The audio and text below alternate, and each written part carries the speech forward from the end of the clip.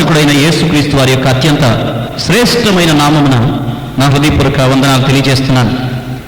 ఈ రాత్రి మనం దేవుని యొక్క వాక్యాన్ని మనం వింటున్నాము. వాక్యాన్ని వినేప్పుడు ఎంతో శ్రద్ధగా దేవుని మాట పైన మన దృష్టిని ఉంచాలి.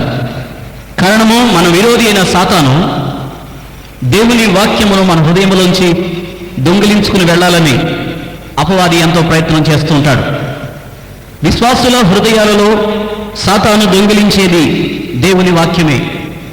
కారణము దేవుని వాక్యాన్ని గనుక మన హృదయంలోంచి దొంగిలించగలిగితే అపవాది దేవుని చిత్తములో మనం ఏ విధంగా జీవించాలి అని దేవుని ఏర్పాటై ఉన్నదో ఆ విధమైన జీవితం మనం జీవించకుండా ఉంటామనే ఉద్దేశంతో దేవుని వాక్యమును మన హృదయంలోంచి దొంగిలించుకుని వెళ్తాడు. అంచేత పౌలు గారు కొలసీలతో 3:16 అంటాడు, దేవుని వాక్యము మీ హృదయములలో సమృద్ధిగా నివసింపనీయుడి అనే దేవుని వాక్యం చెప్తుంది. ఈ మొదటి రాత్రి పరిశుద్ధాత్మ దేవుడు నా హృదయాన్ని ప్రేరేపించిన దాన్ని బట్టి నేను మాట్లాడాలని ఆశపడుతున్నాను. ఈ చివరి దినాల్లో జీవిస్తున్నటువంటి విశ్వాసులకు చాలా అవసరమైనటువంటి విషయాన్ని మీకు జ్ఞాపకం చేయాలని నాకు తలస్తున్నాను. ఎఫెసీలకు రాసినటువంటి పత్రిక 5వ అధ్యాయము 18వ వచనంలో దేవుని యొక్క వాక్యం ఏం సెలవిస్తుందో ఒకసారి మీ బైబిల్ని తెరుచుకుని చూడండి. ఎఫెసీలకు రాసిన పత్రిక 5వ అధ్యాయము 18వ వచనము. మరియు మద్యముతో మత్తులై ఉండకుడి, దానిలో దుర్వ్యాపారము కలదు, అయితే ఆత్మపూర్ణులై ఉండుడి. ఈ మాటను మరొకసారి మీకు గుర్తు చేస్తున్నాను. అయితే ఆత్మపూర్ణులై ఉండుడి. పరిశుద్ధాత్మ దేవుడు ఎఫెసులో ఉన్నటువంటి పరిశుద్ధులకు అపోస్తున్నటువంటి పౌలు ద్వారా ఇచ్చినటువంటి ఒక శ్రేష్టమైనటువంటి సంగతి ఆత్మపూర్ణులై ఉండుడి అనేటువంటి ఒక చక్కని హెచ్చరికను దేవుడిచ్చాడు. సహోదరి సహోదరులారా, విశ్వాసులకు ఉండవలసినటువంటి స్వభావము ఏమిటి? ఈ లోకంలో మనిషికి ఒక్కొక్క స్వభావం ఉంటుంది. కోపంగా ఉండే మనిషిని కోపిష్టి అని, అబద్ధం ఆడేవాడిని అబద్ధికుడని, గర్వం గలవాడిని గర్వించేవాడని, వారి స్వభావాలను బట్టి మనుషులను మనం గుర్తిస్తున్నాం. అయితే దేవుని బిడ్డలకు ఉండవలసినటువంటి స్వభావం ఏంటి? Character of every Christian believer. విశ్వాసులకు ఉండవలసిన స్వభావము ఆత్మపూర్ణులై ఉండాలి. ఆ స్వభావము లేని విశ్వాసి ఎవడు? విశ్వాసులకు ఉండవలసిన స్వభావము ఆత్మపూర్ణులై ఉండాలి. విశ్వాసికి ఉండవలసిన యోగ్యత ఆత్మపూర్ణుడై ఉండాలి. విశ్వాసి ఉండవలసిన స్థితి ఆత్మపూర్ణుడై ఉండాలి. స్వభావము ఆత్మపూర్ణుడే, విశ్వాసి యొక్క యోగ్యత ఆత్మపూర్ణుడే, విశ్వాసి యొక్క స్థితి ఆత్మపూర్ణుడే, విశ్వాసి యొక్క బలము ఆత్మపూర్ణుడే. విశ్వాసి అని అనిపించుకోవడానికి అతడు ఆత్మపూర్ణుడై ఉండాలి. కారణము, మన ప్రభు అయిన యేసుక్రీస్తు వారు మనకు అన్ని విషయంలో మాదిరిగా ఉన్నాడు. ఆయన ఏ రీతిగా జీవించాడో ఆ రీతిగా మనం జీవించాలి. ఆయన స్వారూప్యములోనికి మనం మార్చబడాలి. ఈ రాత్రి నీ జీవితం ఒక నూతనమైనటువంటి మలుపు తిరగాలంటే శ్రద్ధగా ఆలకించు. నేను చేసి ప్రార్థన చేసి స్వస్థత కంటే ఈ వాక్యం వింటే నీ జీవితంలో ఎంతో గొప్ప మార్పు ప్రభు ఈ రాత్రి తప్పకుండా దయచేస్తాడు. విశ్వాసంగా నువ్వు ఎంతో కాలం నుంచి ఉండి ఉన్నప్పటికీ జై జీవితం నీలో లేకుండా పోవచ్చు. విశ్వాసిగా నువ్వు ఉన్నప్పటికీ సంతోషము సమాధానము నీ జీవితంలో అనుభవించకుండా ఉంటున్నావేమో. పేరుకు దేవుని బిడ్డని అని చెప్పుకుంటూనే దేవుని బిడ్డ ఉండవలసినటువంటి జీవితం నీలో కనిపించలేదేమో. దానికి గల కారణము మొదట నీవు ప్రశ్నించుకోవలసింది, నీవు ఆత్మపూర్ణుడివేనా? Are you spirit filled? విశ్వాసికి ఉండవలసిన స్వభావం ఆత్మపూర్ణుడై ఉండాలి. విశ్వాసికి ఉండవలసినటువంటి యోగ్యత, అతను విశ్వాసి అని పిలవాలి అంటే యోగ్యత ఆత్మపూర్ణుడు, అతని యొక్క స్థితి ఆత్మపూర్ణుడై ఉండాలి. ఇది ప్రజెంట్ కంటిన్యూస్ టెన్స్. ఇది ఆంగ్లంలో be filled with the spirit. ఇప్పుడును రేపును ఎల్లప్పుడూ నీవు జీవించినంత వరకును ఆత్మపూర్ణుడై ఉండాలి. ఆరాధనలో ఉన్నటువంటి 1 గంట, ఆదివారం ఉన్నటువంటి 2 గంటలు, బుధవారం బైబిల్ స్టడీలో, శుక్రవారం ఉపవాస ప్రార్థనలో కాదు ఆత్మపూర్ణులై ఉండటం. ఆత్మపూర్ణులై ఉండుడి అంటే ఎడతెగకుండా ఇప్పటికిని ఎప్పటికిని జీవించినంత కాలము నీవు ఆత్మపూర్ణుడై ఉండాలి. లేవ్యకాండం 6:12లో దేవుడు యాజకులకు ఇచ్చినటువంటి ఆజ్ఞల్లో ఒక శ్రేష్టమైన మాట ఏమిటంటే, బలిపీఠం మీద అగ్ని నిత్యము మండుచుండవలెను. The fire should be always burning on the altar. బలిపీఠం మీద ఎప్పుడూ అగ్ని ఆరటానికి వీల్లేదు. ఆరితే దేవునికి కోపం రగులుకుంటుంది. బలిపీఠం మీద అగ్ని ఆరకుండా అహరోను కుమారులు ప్రతి ఉదయమును వెళ్ళి బలిపీఠం మీద కట్టెలను క్రమంగా పేర్చుకోవాలి. ఆ బలిపీఠం మీద దహన బలి ఉంచాలి. ఆ బలిపీఠం ఎప్పుడు మండుతూ ఉండునట్లు తగు జాగ్రత్త తీసుకుని ఉంటేనే దేవుడు ఆ దహన బలిని అంగీకరించి వారిని ఆశీర్వదిస్తాడు. ఒకవేళ ఆ బలిపీఠం మీద అగ్ని ఆరిపోతే అది దేవునికి కోపం రగిల్చేటువంటి పని అవుతుంది.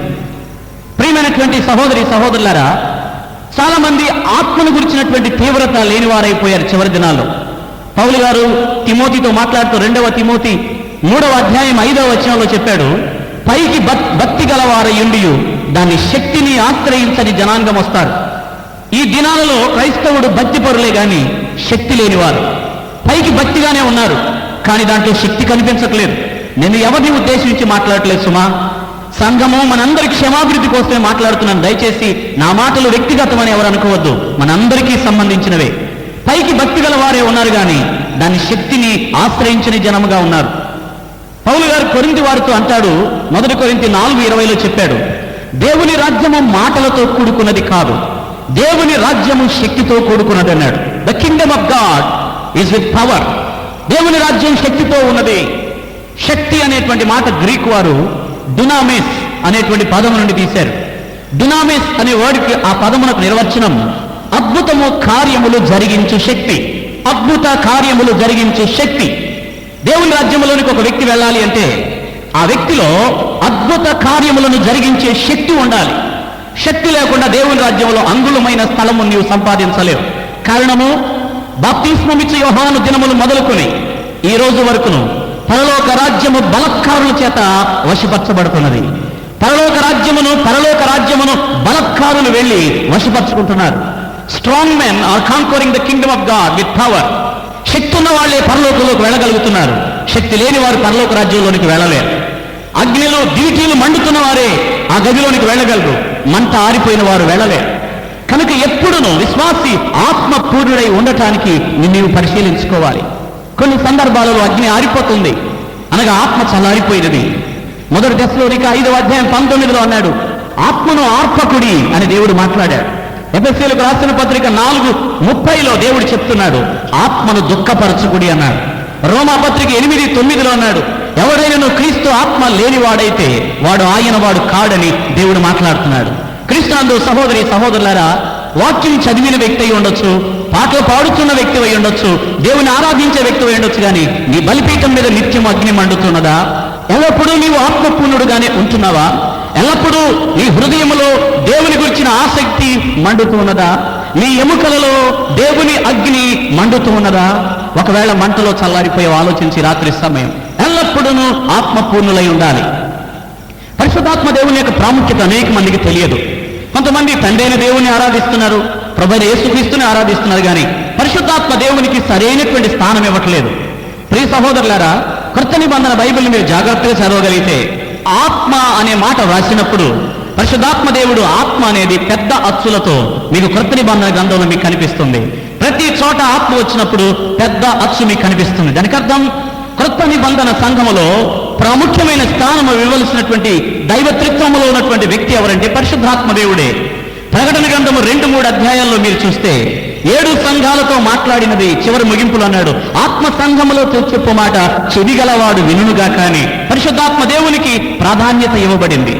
సంఘములో పరిశుద్ధాత్మ దేవుడు ఉన్నాడు. ఇప్పుడు తండ్రి కాలం అయిపోయినది, పరిపాలన కుమారుడైన యేసుక్రీస్తు యొక్క కృపకాలం జరుగుతూ ఉన్నది. అయినను ఆయన ఇప్పుడు తండ్రి యొద్ద సింహాసనాసీనుడై ఉన్నాడు. ఇప్పుడు మన మధ్యలో నివసించుతున్న వ్యక్తి ఎవరంటే పరిశుద్ధాత్మ దేవుడు. Is indwelling us. మనలో నివసించేవాడు పరిశుద్ధాత్మ దేవుడు. కనుక మనం ఈ లోకంలో ఉన్న సిద్ధాంతాలను తెలుసుకుంటున్నాం, కానీ మనతో నివసించేటువంటి పరిశుద్ధాత్మ గురించి తెలియకపోతే అది మనకు ఆశీర్వాదం కాదమ్మా.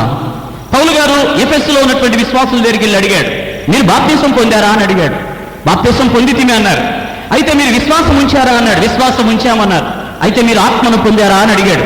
అపోస్తుల కార్యం 19:2లో ఈ మాట మీకు కనిపిస్తా ఉంది. ఆత్మను మీరు పొందారంటే వారేమన్నారంటే పరిశుద్ధాత్ముడు ఉన్నాడు అన్న సంగతే మాకు తెలియదు అన్నారు. We don't know the existence of the holy spirit. సహోదరి సహోదరులు వినాలి శ్రద్ధగా. ఈ రాత్రి దేవుడు ఒక అద్భుతాన్ని చేస్తాడు. ఇక్కడ నేను నమ్ముతున్నా. నేను పరిశుద్ధాత్ముడు ఉన్నాడు అన్న సంగతే మాకు తెలియదు అన్నారు. మీరు ఎవరి వల్ల బాప్తిసం పొందారు అన్నాడు. యోహాను మాకు బాప్తీసం ఇచ్చాడయ్యా, యోహాను వల్ల మేము బాప్తీసం పొందామన్నారు. ఎంత అబద్ధం ఆడారు చూడండి. యోహాను చెప్పలేదా? బాప్తీసం ఇచ్చే ముందే ఏమన్నాడు తెలుసా? నేను మీకు నీళ్లతో బాప్తీసం ఇస్తున్నాను, నేను ఇచ్చేది నీళ్లతోనే, నా వెనుక వచ్చేవాడు నాకంటే ప్రముఖుడు, ఆయన చెప్పులు వారునైన విప్పుడకు నాకు అర్హత లేదు, నేను మీకు నీళ్ళలో ఇస్తాను కానీ నా వెనక వచ్చేవాడు మీకు ఆత్మతోనూ అగ్నితో బాప్తీసం ఇస్తాడని యోహాను ముందుగానే చెప్పాడు కదా యేసుని గురించి. మరి యోహాను వలన బాప్తీసం పొందిన వీరికి పరిశుద్ధాత్ముడు అవసరం లేదా? పరిశుద్ధాత్ముడు ఉన్నాడన్న సంగతే మాకు తెలియదు అంటున్నారు. దేవుని బిడ్డలారా, ఇది ఎంత విచిత్రం చూడండి. విశ్వాసికి పరిశుద్ధాత్మ దేవుని గురించి తెలియకపోతే, నేను ముందు చెప్పాను, విశ్వాసి అనే స్థితికి అతడు యోగ్యుడు కాడు. If you don't know who is Holi spirit. మీలో ఎంతమందికి నిజమైనటువంటి సహవాసం ఉందో ఆలోచించాలి. రాత్రి సమయం పరిశుద్ధాత్ముడు ఉన్నాడన్న సంగతే మాకు తెలియదు అన్నారు. ఆయన ఎప్పటి నుంచి లేడు? ఆదికాండం 1:2 చూస్తే, భూమి నిరాకారముగాను శూన్యముగా ఉన్నప్పుడు భూమి మీద అగాధ జలముల మీద దేవుని ఆత్మ అలలాడుచున్నదని దేవుని వాక్యంలో చెప్పింది. ఆదికాండం 2:7 నరుని దేవుడు మట్టి బొమ్మగా చేసి వాని నాసిక రంధ్రములో జీవ వాయువు, హీబ్రూలో రువా అంటారు, హీబ్రూలో ఆ మాటను గాలి జీవవాయువు అంటారు. వాయువును ఊదగా నరుడు జీవాత్మ ఆయనని దేవుని యొక్క వాక్యం చెప్తుంది. యోవేలు ప్రవక్త ముందుగానే ప్రవచించాడు 2:28 యోవేలు, అంత్య దినములలో సర్వ శరీరుల మీదను నా ఆత్మను నేను కుమ్మరిస్తానని దేవుడు యోవేలు ప్రవక్త ద్వారా ముందుగానే ప్రవచింపజేశాడు. ప్రియులారా, ఆత్మను గురించినటువంటి వాగ్దానములు యేసుక్రీస్తు వారు ఇచ్చాడు. 14-16 యోహాను సువార్తలో, నా తండ్రి యొద్దకు వెళ్ళి మీకు నేను ఆదరణకర్తను పంపుతానన్నాడు ఆయన. ఎన్ని వాగ్దానములు ఉన్నను కొంతమందికి పరిశుద్ధాత్ముడు ఉన్నాడు అన్న సంగతే తెలియదట. సహోదరి, రాత్రి పరిశుద్ధాత్మ గురించి నువ్వు తెలుసుకోకపోతే నువ్వు చాలా నష్టపోతున్నావు జీవితంలో. పరిశుద్ధాత్మ దేవుడు నీ కొరకు పంపబడిన సహాయకుడు. పారాక్లెటోస్ అనే పదము నుండి వచ్చింది ఆదరణకర్త అనే మాట. ఆదరణకర్త అంటే అర్థం ఏంటంటే, మన బలహీనతను చూసి మనకు సహాయం చేయుటకు పంపబడిన వాడు అని అర్థం. ఆదరణకర్త అనే వర్డ్కి గ్రీకు నుండి అర్థం ఏంటంటే, మన బలహీనతను చూసి మనకు సహాయం చేయుటకు పంపబడిన వాడు అని అర్థం. ఈ మాట మీకు బైబిల్లో రాయబడింది రోమా 8:26. అటువలే ఆత్మయు మన బలహీనతను చూసి మనకు సహాయం చేస్తున్నాడు అన్నాడు. పరిశుద్ధాత్మ దేవుడు మన బలహీనతను చూసి సహాయం చేస్తాడు. పరిశుద్ధాత్మ దేవుడు మన బలహీనతల్లో మనకు బలం ఇచ్చేవాడు. పరిశుద్ధాత్మ దేవుడు మనల్ని పరిశుద్ధపరిచేవాడు. పరిశుద్ధాత్మ దేవుడు మనకు జ్ఞానం ఇచ్చేవాడు. పరిశుద్ధాత్మ దేవుడు మనకు కావలసిన ప్రతిదీ సమకూర్చి మన జీవితంలో సుఖముగా అనుభవించుటకు సుఖమును మన జీవితంలో తీసుకొచ్చే వ్యక్తి పేరు పరిశుద్ధాత్మ దేవుడు. దేవుని యొద్ద నుండి నీకు ఏదన్నా రావాలి అంటే, దేవుని యొద్ద నుండి నువ్వు ఏదన్నా పొందుకోవాలి అంటే, పరిశుద్ధాత్మ దేవుడు నీ పక్షంగా ముందు ప్రార్థన చేయాలి. బైబిల్ చెప్తుంది, మీరు ప్రార్థన చేయనప్పుడు మొదటి మాట, the very first word you spell, మీ నోటి నుండి వచ్చే మొదటి మాట పరిశుద్ధాత్మ దేవుడు పలకాలి. నీవు కాదు పలకాలి వచ్చింది. ఈ విధంగా గలతీ 4:6 రాయబడింది, దేవుని ఆత్మ గలవారమై అబ్బా తండ్రి అని ఆయన కుమారుని ఆత్మ మనలో నుండి దేవునికి మొర పెడతదట. నీవు కాదు తండ్రి అని పిలవలసింది. క్రీస్తు యేసు ఆత్మ నీలో ఉండి అబ్బా తండ్రి అని ఆయన కుమారుని ఆత్మ దేవునికి మొర్రబెట్టినప్పుడే ఆ ప్రార్థన దేవుడు ఆలకిస్తాడట. అంటే ఒక వ్యక్తి ఆత్మను పొందకుండా ఎన్నిసార్లు తండ్రి తండ్రి తండ్రి అని గోజాడినా అతని స్వరమును దేవుడు ఆలకించడు. ప్రార్థించడానికి పరిశుద్ధాత్మ దేవుడు అవసరం. సహోదరి సహోదరులారా, పరిశుద్ధాత్మ దేవుడు అవసరమా మనకంటే, యేసుక్రీస్తు వారి జీవితాన్ని తీసుకుందాం. ఉదాహరణకి యేసుక్రీస్తు వారి ఈ లోకంలో జన్మించడానికి కని అయినటువంటి మరియను దేవుడు వినియోగించుకున్నాడు. గాబ్రియేలు దూత వచ్చి అన్నది కదా, మరియా నీవు దయాప్రాప్తురాలు, నీవు గర్భం ధరించబోతున్నావు అన్నప్పుడు, నేను పురుషుని ఎరుగని దాన్ను నేను గర్భం ఎలా ధరించగలనంటే, దేవుని దూత అన్నాడు కదా, పరిశుద్ధాత్మ నీ మీదకి వచ్చినప్పుడు, సర్వోన్నతుని శక్తి నిన్ను కమ్ముకున్నప్పుడు నీవు గర్భం ధరిస్తావు, అప్పుడు నీవు కుమారునికి అంటావు, ఆయన పేరు యేసు అని పెడతావని. మత్తయి సువార్త 1:20 పరిశుద్ధాత్మ ద్వారా యేసు ప్రభు పుడతారని గాబ్రియేలు దూత చెప్పాడు. అంటే యేసు భూమి మీద శరీరధారి అవటానికి కారకుడు ఎవరంటే, చెప్పండి అందరూ, ఎవరండి ఆయన పేరు? పరిశుద్ధాత్మ దేవుడు. పరిశుద్ధాత్ముడు లేకుండా యేసుక్రీస్తు వారు గర్భంలో శిశువుగా రూపొందించబడలేదు. పరిశుద్ధాత్మ ద్వారా ఆయన జన్మించాడు. యేసుక్రీస్తు వారు పెద్దవాడైన తర్వాత బాప్తిసం పొందడానికి వెళ్ళినప్పుడు లూకా సువార్త 3:16 మత్తయి సువార్త 3:16 చూసినప్పటికీ, యోహాను 1:32-33 మీరు చూస్తే పరిశుద్ధాత్ముడు పావురము వలె, ఆయన బాప్తిసం పొందినప్పుడు పావుర ఆకారంలో పరిశుద్ధాత్ముడు వచ్చాడని రాయబడింది. ఆయన పుట్టినప్పుడు పరిశుద్ధాత్ముడు కార్యం చేశాడు. ఆయన బాప్తిసం పొందినప్పుడు పరిశుద్ధాత్మ దేవుడు ఉన్నాడు. మూడవది మత్తయి సువార్త 4:1 చూసిన లూకాసు వార్త 4:1 మీరు చూసినను, యేసుప్రభువు వారు అరణ్యములోనికి శోధించబడుటకు వెళ్ళినప్పుడు కూడా పరిశుద్ధాత్మ దేవుడే అరణ్యమునకు ఆయన తీసుకుని వెళ్ళాడట. పరిశుద్ధాత్మ లేకుండా ఆయన అరణ్యములోనికి వెళ్ళలేదు, పరిశుద్ధాత్మతోనే ఆయన అరణ్యంలోనికి వెళ్ళాడు. అరణ్యంలో శోధించబట్టమే కాదు, అరణ్యం నేను తిరిగి వచ్చి ఆయన సువార్తను ప్రారంభిస్తూ అన్నాడు, ప్రభు ఆత్మ నా మీద ఉన్నది, బీదలకు సువార్త ప్రకటించడానికి నేను వచ్చానని ఆయన సేవను పరిశుద్ధాత్మతో ప్రారంభించాడు ఆయన అని లూకాసు వార్త 4:18 రాయబడి ఉంది. ఆయన ఆత్మతో సేవను ప్రారంభించాడు. అంతేకాదు, వినండి శ్రద్ధగా, ఆయన నోటి నుండి పలికిన ప్రతి మాట కూడా ఆయన ఏమన్నాడు తెలుసా? నేను మీతో చెప్పి ఉన్న మాటలు ఆత్మను జీవమై ఉన్నాయి. The words I speak unto you are the life and the spirit. ఆత్మయు జీవం, నేను మాట్లాడే మాటలు నోటి మాటలు కాదు, ఇది ఆత్మ అన్నాడు. యోహాను సువార్త 6:63 ఈ మాట రాయబడి ఉంది. ఆయన మాటలు ఆత్మే. అంతేకాదు, యేసుక్రీస్తు వారు దెయ్యములను వెళ్ళగొట్టినప్పుడు ఆయన ఏ అధికారంతో దెయ్యములు వెళ్ళగొట్టాడని బైబిల్ చెప్తుందంటే, యేసుక్రీస్తు పరిశుద్ధాత్మతో నింపబడి దెయ్యములను వెళ్ళగొట్టి రోగులను స్వస్థపరిచాడట. ఆయన సొంత మాటలతో కాక ఆత్మ బలముతో అని లూకా 4:14 రాయబడింది. మత్తయి సువార్త 12:28 రాయబడింది. అపోస్తలుల కార్యం 10:38 రాయబడింది. యేసు పరిశుద్ధాత్మతో దురాత్మలను రోగములను వెళ్ళగొట్టి జనులను స్వస్థపరిచాడని రాయబడింది. అంత గొప్ప దేవుడే పరిశుద్ధాత్మ మీద ఆధారపడితే, it's such a great God. మనం అందరం ఆరాధించేటువంటి నజరేయుడైన యేసు ఆత్మ మీద ఆధారపడితే విశ్వాసులైనటువంటి మరి మన జీవితంలో ముఖ్యమైన స్థానమును మనం ఎవరికి ఇవ్వాలి? పరిశుద్ధాత్మ దేవుని ఖచ్చితంగా ఇవ్వాలి ప్రియులారా. అంతేకాదు, రోమా 8:11 చెప్తాడు కదా, మృతులలో నుండి యేసును లేపిన వాని ఆత్మ అని రాయబడి ఉంది. యేసు మృతులలోంచి తిరిగి లేచింది పరిశుద్ధాత్మ వల్ల. యేసు సమాధిలోంచి తిరిగి లేచాడట. దేవునికి స్తోత్రం చెల్లిద్దాం ఒకసారి. హల్లెలూయా, హల్లెలూయా. కనుక సహోదరులారా, యేసుక్రీస్తు వారి యొక్క జీవితం అంతా పరిశుద్ధాత్మ దేవుని మీద ఆధారపడి ఉంది, పరిశుద్ధాత్మ దేవుని శక్తి పైన ఆధారపడి ఉంది. విశ్వాసులందరిలో దేవుడు ఆత్మనిస్తాను వాగ్దానం చేశాడు. ఒక్క యేసుక్రీస్తుకే కాదు, బైబిల్ చెప్తుంది కదా, విశ్వాసం ఉంచు ప్రతి వానికి దేవుడు ఆత్మను ఇస్తానని దేవుని వాక్యం స్పష్టంగా వాగ్దానం చేశాడు. అందరికీ ఆత్మ కావాలి, అందరికీ ఆత్మ అవసరమే. కారణం, క్రీస్తు ఆత్మ లేనివాడు దేవుని వారసుడు కాడు. 2 కొరింథీ 1:22 పరిశుద్ధాత్మనికి ఇచ్చిన పేరు నాతో అందరూ ఈ మాట చెప్పాలి, సంచకరువు అనండి. అందరూ చెప్పాలి. సంచకరువు అనేటువంటి పేరు ఇవ్వబడ్డది పరిశుద్ధాత్మునికి.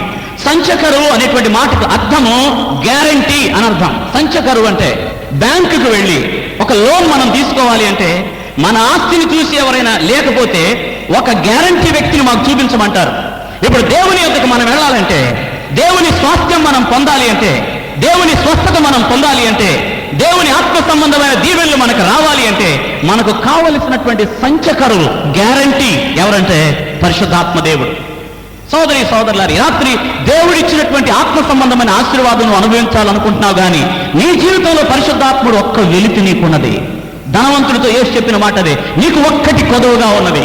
శిష్యులతో యేసు చెప్పిన మాట అదే, మీరు పట్టణంలోనికి వెళ్ళొద్దు, మేడగదిలోనికి వెళ్ళండి, ముందు అక్కడికి వెళ్ళి నా తండ్రి వాగ్దానం చేసిన పరిశుద్ధాత్మ కొరకు మీరు కనిపెట్టండి. పరిశుద్ధాత్ముడు మీ మీదకి వచ్చినప్పుడు మీరు శక్తి పొందుకుంటారు. అంతవరకు మీరు లోకంలో వెళ్ళటానికి వీల్లేదు. అంటే ప్రతి విశ్వాసి తప్పకుండా పరిశుద్ధాత్మ అనే బహుమానమును స్వీకరించాలి. You have to receive the gift.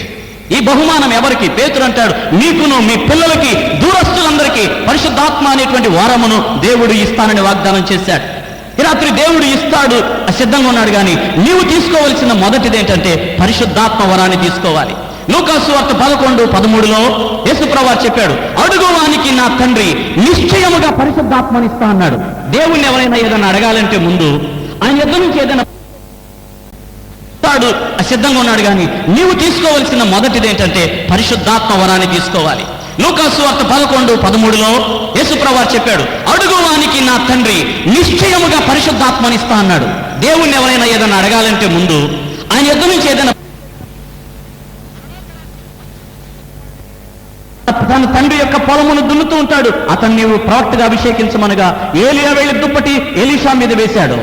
Elisha దుప్పటి పడిన వెంటనే ఏమన్నాడంటే, నాయన నా తండ్రి ఇంటికి వెళ్ళి ముద్దు పెట్టుకుని వస్తాను, ఫేర్వెల్ కిస్ వచ్చేస్తాను, ఇక వీడ్కోలు ముద్దది, ఇక నాకు తండ్రి ఎవడు లేడు, ఇక నువ్వే నాకు తండ్రి అవుతావని తన భౌతిక తల్లిదండ్రులను విడిచిపెట్టేశాడు. ప్రభు చెప్పాడు, మీలో ఎవరైనాను నన్ను వెంబడించగోరని ఎడల తల్లిదండ్రులైనను అన్నదమ్ములైనను అక్క చెల్లెలను ఆస్తిపాస్తులను మొత్తాన్ని విడిచిపెట్టి రావాలని చెప్పాడు.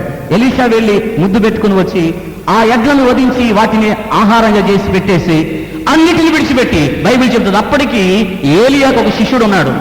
7 మార్లు ముందుకెళ్ళి చూసి రమ్మన్నాడు ఆ శిష్యుడు. ఆ శిష్యులను కూడా వదిలేశాడు ఏలియా. ఏలియాకి ఇప్పుడు ఎవరు శిష్యుడయ్యాడంటే ఎలీషా శిష్యుడయ్యాడు.